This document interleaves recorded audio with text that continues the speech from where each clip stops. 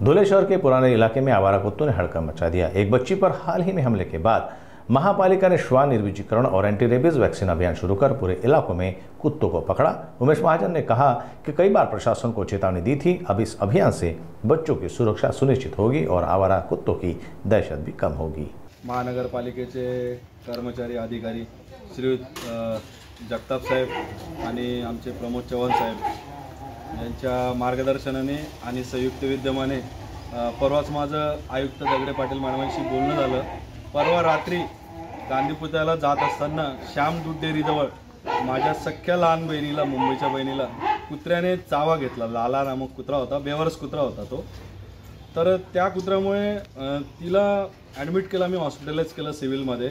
40 मिनिटं जवळजवळ ती बेशुद्ध होती। आमचे खूप चिंतित होतो आम्ही की तिचा काय विषय हो, इतकं मोठा कुत्र्याने चावा घेतलेला होता। सुदैवाने ती आता स्टेबल आहे, तिच्यावर उपचार चालू आहे। आणि त्या लाला कुत्र्याच्यामुळे तिथल्या 2-3 फॅमिलींनी धुळे सोडून दिलेलं होतं आणि बाहेरगावी सेटल झालेलं होतं। ते कुत्रं आत्तापर्यंत कुणाच्याच हातात येत नव्हतं, परंतु दगडे पाटील मॅडमांनी आदेश दिल्यानुसार माझं चव्हाण साहेबांशी काल डिटेल बोलणं झालं, जगताप साहेबांशी बोलणं झालं। या दोघं अधिकाऱ्यांनी प्रामाणिकपणे अतिशय चांगला प्लॅन केला आणि आमची महानगरपालिकेची कुत्रे पकडायची टीम आहे आणि त्या कुत्रे पकडायच्या टीमने त्याला व्यवस्थित गाजर दाखवून पकडलं, त्याला यशस्वीरित्या। आणि इतरही जी त्रासदायक कुत्री होती जुन्या जुळ्यातली त्यांनाही पकडलं आहे।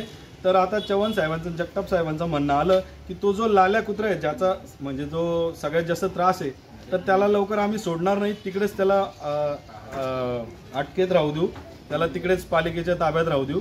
आणि इतर जे कुत्रे आहेत त्यांचं वॅक्सिनेशन करून निर्बीजी करून परत सोडून देण्यात येणार आहे। आणि मी महानगरपालिकेच्या आयुक्त दगडे पाटील मॅडम यांचं आभार मानतो, जगताप साहेबांचा आणि प्रमोद चव्हाण साहेबांचाही आभार मानतो। आणि या तुमच्या दोघा अधिकाऱ्यांच्या, दगडे पाटील मॅडमांच्या पुढाकारामुळे जुन्या धुळ्यात आता सामान्य नागरिकांना कुत्र्यांपासून काही त्रास होणार नाही। सर्व टीमचे मी तुमचे आभार मानतो। धन्यवाद।